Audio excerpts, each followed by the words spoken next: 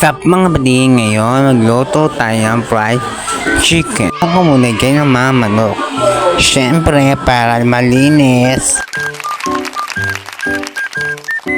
And then naglagay na pala ako ng spicy crispy fried. Naglagay din pala ako dyan ng isang buong paminta para may lasa siyempre. Dagdin pala ako dyan ng harina, mga isang dakot lang. Isa-isa ko na nilamas sa mga nokma para mamaya maganda ang kanyang texture. Nabulot.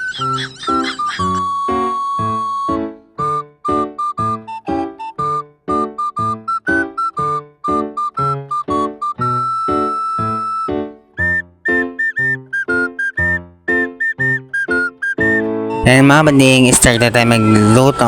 Buksan ko muna dyan ang kalan. Siyempre, para happy na, nilagay ko pa lang dyan ang mantika. Then, nilayaan ko muna uminit yan bago ko nilagay ang ating mga manok. Ipipirito lang natin yan para crispy. Alam nyo na.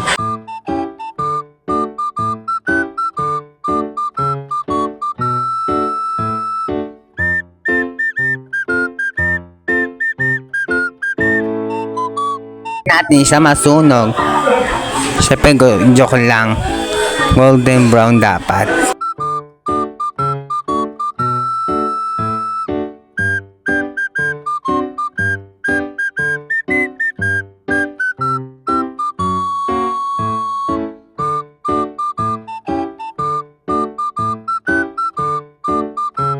Guys, minuminuto yung tignan. Baka masunog siyempre.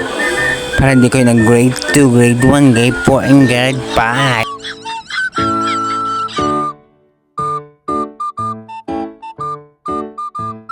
Then, gawa tayong gravy. Naglagay pala ako na ng butter. Mekos ko na dyan. Naglagay din pala ako dyan cornstarch. Mekos lang ulit.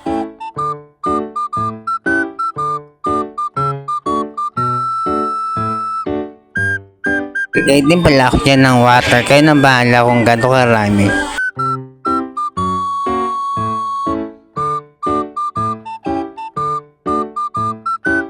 Naglagay din pala ako ng pamintang pino. Ko na nilagay ang Knorr cube beef.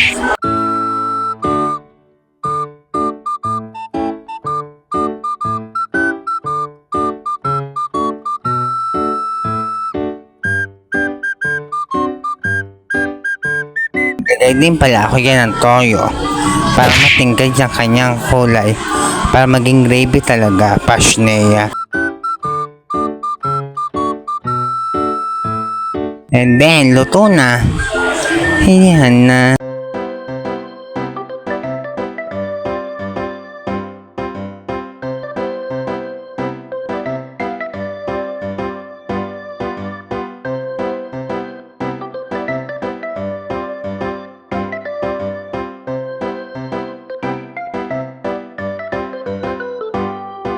Ayan guys, kain na tayo. Bago lahat, manalangin sa Diyos. Lord, salamat po sa pagkain na to. Amen.